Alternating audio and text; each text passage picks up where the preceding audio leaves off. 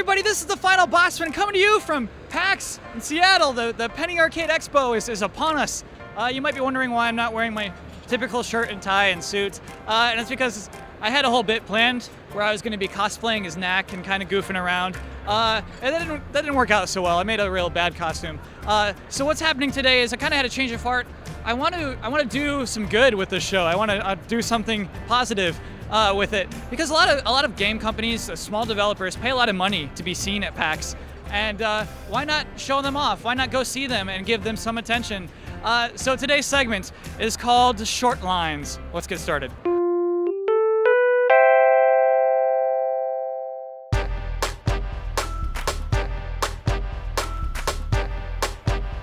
This segment's called Short Lines. Yes. And it's in the Indie Mega Booth. There's never a line that's more than like 2 or 3 people long. Everything else has huge there's just lines behind us. The Indie Mega Booth is the most fun at PAX. Would you agree with that? Of course I agree with that. I think that's an accurate statement. There's so much to see here, and we kind of built the booth in such a way that whatever your preferences are, whether you like indie games or not, there's going to be something interesting in here, and that's why we always keep the Mega Booth right here at PAX, at like between the big AAA games, so that even if you know nothing of indie games, you can walk over here, see a game that you like, and get lost in all that indie has to offer. Moonlighters is a 1950s heist adventure game. It's about a group of entertainers who are kind of like the Rat Pack, who get pushed out of the spotlight when rock and roll becomes the cool new thing, and so they resort to kind of pulling heists to get even. We have brought a lot of games. We've brought Ridiculous Fishing, our iOS game. We've brought Gun Gods, which we're releasing for our birthday tomorrow. We've got our upcoming project, Luftrausers, and we are bringing our latest project, Wasteland Kings, of which we're live streaming development as we make it. Armello is a multiplayer board game, basically, but it's a card and board game, and it's on digital platforms. So we're trying to bring board games to life. It's up to 4 players, and you take control of a hero of one of the 4 clans of Armello, and that are all vying for the throne.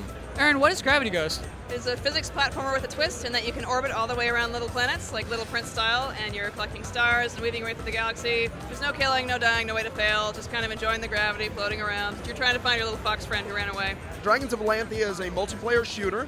That's an aerial shooter where you're dogfighting with dragons and the riders atop them. There's a dragon with missiles on his back? There is. He's our behemoth dragon. He's one of our largest right now, and he has a big pack of missiles on him. So it's Lifeless Planet, and it's a third-person action adventure, but it's sort of an old-school sci-fi, almost Twilight Zone type story where you travel to this other planet light years away. When you get there, however, you find evidence of prior human habitation.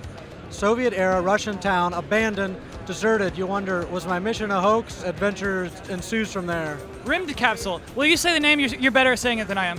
Rimmed Capsule. So I call it a meditative space strategy game. Scale is a first-person reality manipulation game. It sort of tries to reimagine exploration in games with a unique resizing mechanic. You can scale objects up and down in a very unbounded, free kind of way. The structure of the game is not like Portal, which everyone wants to compare it to. It happens, and it's much more inspired by Mario 64 or Banjo-Kazooie or something like that. All right, so Dragon Fantasy Book 2 is a very 16-bit era-esque, like Japanese-style RPG, JRPG. Tried to take the best of all of these Super Nintendo era, like Final Fantasy VI, Chrono Trigger, Lufia 2, and just really take some of the best games that we grew up loving and put them all, take the best parts and put them into one game. We didn't sit down and go, hey, let's create Catan meets Civilization and then throw Magic the Gathering on top or anything like that. It was, let's try and make a game where you can create stories with your friends, but it has this magical sense of adventure, that super special feeling that you get when you're like 100 hours in an RPG and it's all you think about. I love hearing you speak about this game. Thanks. I think about it all day, every day, even probably when I shouldn't be, so it's like I have a lot of time to go over this stuff in my head. What does the word indie mean?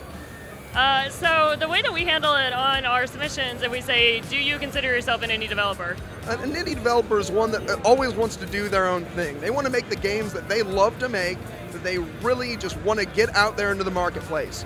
They don't need 300 people working on it to make it a reality, and they don't just follow the trends of the market. Well, it's true. It's like the kind of thing where if you can't get passionate about what you're doing, it's going to show in the end product.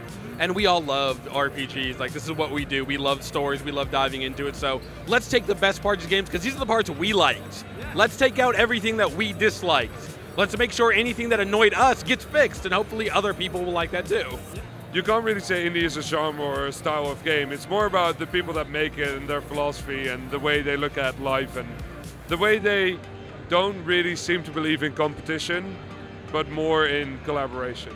People making games because they love making games. In my mind, I think of it as having the freedom to do what you want to do, when you want to do it, how you want to do it. You're doing everything on your own terms. Anybody can do a great concept, it's just like, it's super risky, right? And since we're working on a smaller scale, we can make these sort of weirder types of games and find our audience at places like PAX for people who like really, like when I'm out on the aisles talking to people about it and I pitch it to them like really quick, like 1950s heist adventure, half of them would go, no thanks, and half of them would go, dude, that's exactly what I want to play. With everybody in the indie scene cares deeply for what they do, because otherwise it's an awful idea to be an indie. If you're going to be an indie and you don't care about what you do, please go find a job or something, or do something else with your life, because if you don't care for what you do, you're not going to survive. And that is it. That is my day at PAX, or 3 hours of a day anyway. I didn't get that much time, but I hope I did enough with it. That's the thing, is after this day, coming in, I was like a little nervous to like step into the indie scene, because I'm not very familiar with it, to be honest. And I was a little scared, and I thought I'd have to be like really assertive and ask people things, and instead people asked me to go talk about their games. Everyone there was excited and passionate, and you're talking to the people who are making those games there. You know, I don't actually get a lot of those opportunities. Some people at GameTrailers do, but you know, I'm not used to that. And so that was really fun. And you can go do that. That's the thing, is you, a regular person, can go into the indie game mega booth and talk to the people who are making games and are passionate about it and want to talk to you. And I think that's what's fascinating about it. And I honestly think it's the most fun place at PAX. And I'm very grateful to talk to as many people as I did. I felt bad. There were a lot of people who wanted to talk to me and I couldn't, because we didn't have enough time, and I feel bad about that.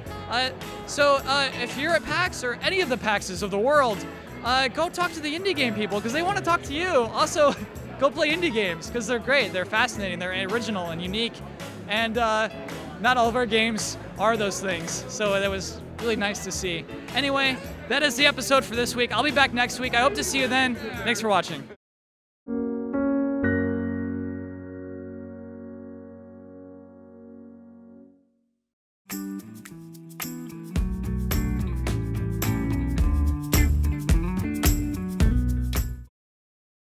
And stick it up your trophy, because we're gonna win Battle of the Bands for sure!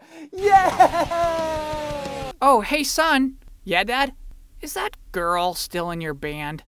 I'm right here. Well, not anymore. Do you remember that boy who went off to study abroad in Finland? Well, he's back, and he's gonna be your new lead singer now. Get rid of her. Dad, wait, what? What? Well, look, I know it sounds scary, but listen, he's a really nice guy, and also he joined a band while he was in Finland, one that used to be pretty popular, and then he kind of ruined it completely. Also, there's a bunch of rumors that he might become your mom's new boyfriend. Hey there. What is going on with this band? I mean, seriously. It's like all these things keep happening, and it's almost like we're going to be too good. Hey everybody, we're going to win Battle of the Bands for sure! Yay!